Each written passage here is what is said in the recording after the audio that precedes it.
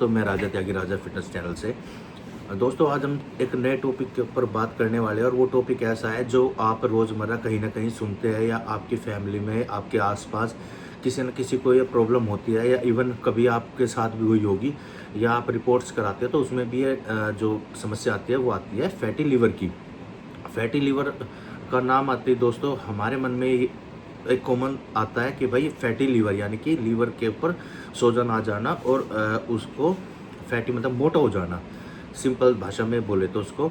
अब दोस्तों ये किस कारण होता है, सबसे पहले आपको ये जानना चाहिए। इसके मेन जो रीज़न है उसके वो 5 रीज़न है। जैसे आपका ज़्यादा स्ट्रेस लेना, ये फैटी लीवर की एक निशानी होती है जिससे आप पता कर सकते हैं घर पे कि आप भाई फैटी लीवर का शिकार है या नहीं। इनमें से कोई प्रॉब्लम हो सकती है या इसके साथ साथ ये प्रॉब्लम हो जाती है, ठीक है। ज़्यादा स्ट्रेस लेना, आपको एक्ने वगैरह आना, फेस पे एक्ने हो जाना, बहुत ज़्यादा बार बार एक्ने आना, ये भी इसका एक साइन है। दूसरा आपकी नेक के पास से एल्बो पे, जो एल्बो का हमारा हिस्सा होता है जॉइंट नीचे का, वहाँ पे आपके जॉइंट्स, आपका फेस का रंग वो डल पड़ने लगता है, ब्लैक होने लगता है, ठीक है। इसके ये साइन है। और दूसरा आपका फैट बढ़ जाना, ये भी इसका एक साइन है। दूसरा इसका लास्ट एक साइन है कि आपका जो बेली फैट होता है नीचे, जो पेट से नीचे हमारा बेली बटन होता है, इसके नीचे का जो हिस्सा है, आप देखते होगे जैसे प्रेग्नेंट लेडी होती है, बहुत सारी हमारे इंडिया में लेडी को बच्चा होने के बाद नीचे से पेट बढ़ने लगता है, तो वो सारी शिकायतें होना ये इसका साइन है। ये तो बात हुई दोस्तों इसके साइन की, क्या पता कर सकते हैं कि फैटी लीवर है। बट इसके साथ साथ ये और अगर किसी को फैटी लीवर है तो उनको किस किस चीज़ का परहेज करना चाहिए कि आप उसको जल्द से जल्द रिकवर कर सके। तो दोस्तों मैं बताता हूँ इसके लिए आपको जब भी फैटी लीवर से बचना हो तो आपको क्या नहीं खाना चाहिए। पहले बात करते हैं क्या नहीं खाना चाहिए। कॉफ़ी, जो दूध वाली कॉफ़ी होती है वो आप ना पिए, क्योंकि दूध में फ़ैट होता है और फैट ऑलरेडी आपके उसमें आया हुआ है लीवर में, तो आप ज़्यादा फैट वाली चीज़ें नहीं खा सकते। दूसरा घी जैसी चीज़ें कुछ मात्रा में खा सकते हैं। शुद्ध घी, बाज़ार से अमूल बटर और ये सारे घी वगैरह का आप सेवन बिल्कुल बंद कर दें, जिसकी वजह से आपको भारी नुकसान हो सकता है, क्योंकि वो पहले ही फैटी लीवर है।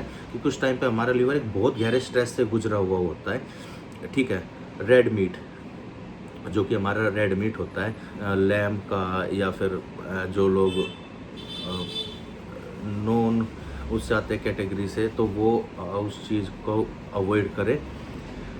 रेड मीट जो भी है दोस्तों आप सर्च कर लीजिएगा यूट्यूब पे, बोलना तो गाइडलाइंस के खिलाफ है।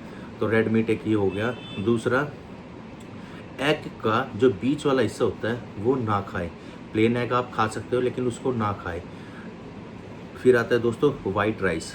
वाइट राइस नहीं खाएं क्योंकि उसमें स्टार्च होता है और वाइट राइस हमारी बॉडी को वेट गेन करने में हेल्प करता है, तो इसलिए वाइट राइस ना खाएं। और वाइट ब्रेड, वाइट ब्रेड मैदा से बना होता है। मैदा और मैदे से बनी हुई चीज़ें, इन सारी चीज़ों का सेवन आप ना करें। और फास्ट फूड और फ्राइड फ्रूट भी ना खाएं। अब दोस्तों क्या खाएं इसमें, आप दोस्तों ज़्यादा से ज़्यादा हरी सब्जियां खाएं, नारियल पानी पिए, नॉर्मल पानी पिए ज़्यादा से ज़्यादा, ठीक है दोस्तों। आप वाइट मीट खा सकते हैं, वो भी एक, अगर आपको प्रॉपर उसका फ़ायदा लेना है, अगर आप मीट वगैरह खाते हो, जैसे चिकन हो गया, वाइट फिश होगी जिसमें हाई प्रोटीन कंटेंट, वो सारी चीज़ें खा सकते हो। आप एवोकाडो खा सकते हो, अखरोट खा सकते हो क्योंकि वो गुड फैट सोर्स होता है, ठीक है।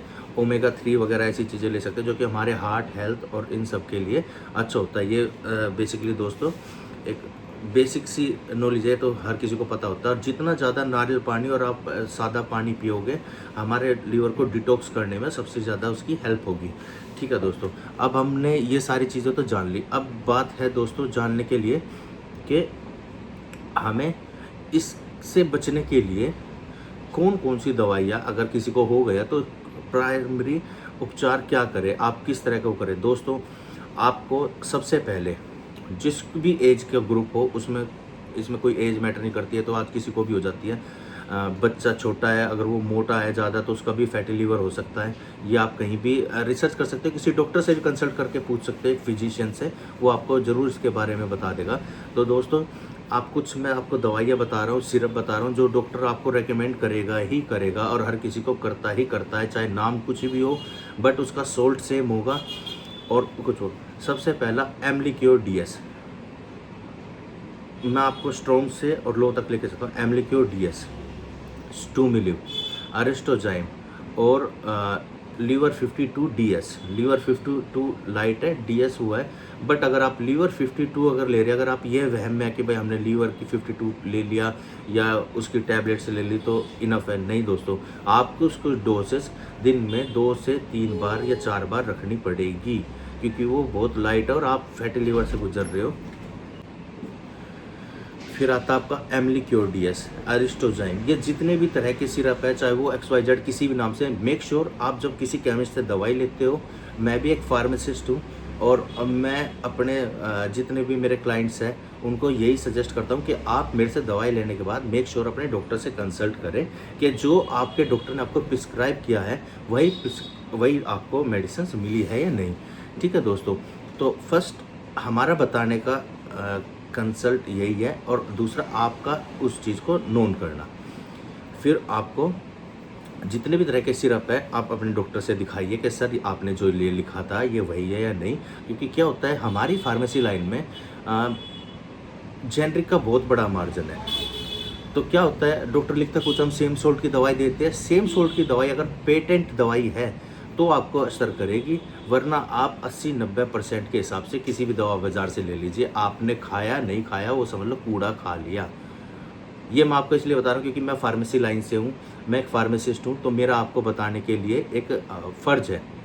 बाकी आप खुद समझदार है, मानो चाहे ना मानो, वो तो सब अपने अपने पॉकेट अलाउड करती है।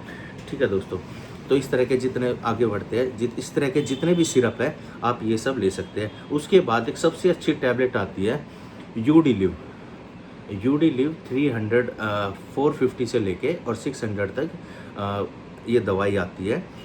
यूडी लिव तो एक ब्रांड नेम है, अगर आप दवाई उसके अंदर जो कंटेंट होता है वो सभी दवाई के अंदर कंटेंट होता है वो बिल्कुल सेम होता है।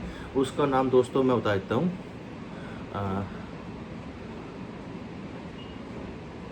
एसोडेक्सीकोलिड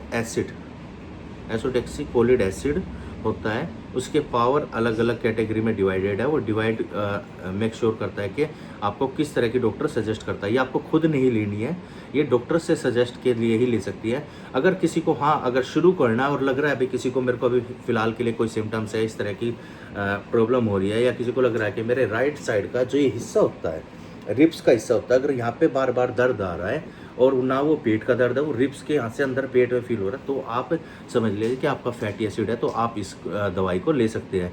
मैं बाकी इधर कहीं मेंशन कर दूंगा इस दवाई का नाम और उन सिरप का नाम, मैं आपको पूरा अपने वीडियो में दिखाऊंगा।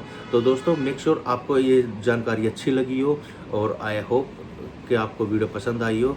तो दोस्तों ज़्यादा से ज़्यादा लाइक करें, शेयर कीजिए, कमेंट कीजिए। इसी तरह की इन्फॉर्मेटिव वीडियो आपको आगे आने वाले टाइम में मिलती रहेगी। ये चैनल किसी not just fitness body building इसके लिए नहीं है, ये आपको हर उस नॉलेज के लिए है, चाहे इसमें आने वाले टाइम में आपको फाइनेंशियल उसमें मिलेगी, सर्विसेज के बारे में मैं बताऊंगा कि अगर आप पैसा लगाना चाहते हैं और इन्वेस्ट करना चाहते हैं तो स्टॉक्स में, और आप फाइनेंशियली किस जगह जा सकते हैं उसकी भी मेरे को अच्छी खासी नॉलेज है, मैं आपको उसकी भी नॉलेज दे पाऊँगा। देखिए टेक्निकल टर्म्स में जाना तो बहुत अलग चीज़ है, लेकिन मैं जो आपको सिंपल और आसान भाषा में समझाऊंगा वो एक अलग चीज़ है।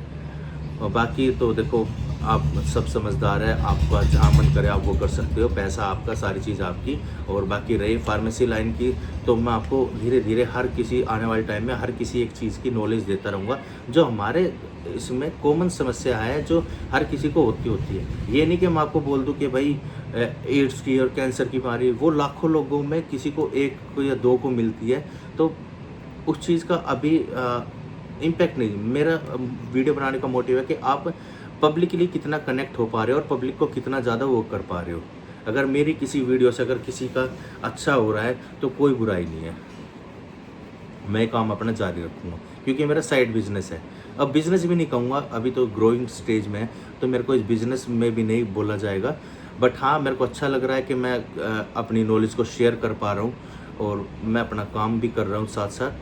तो दोस्तों बस यही इस वीडियो में था। मेक श्योर आपको वीडियो अच्छी लगे तो ज़्यादा से ज़्यादा लाइक कीजिए, शेयर कीजिए, सब्सक्राइब कीजिए।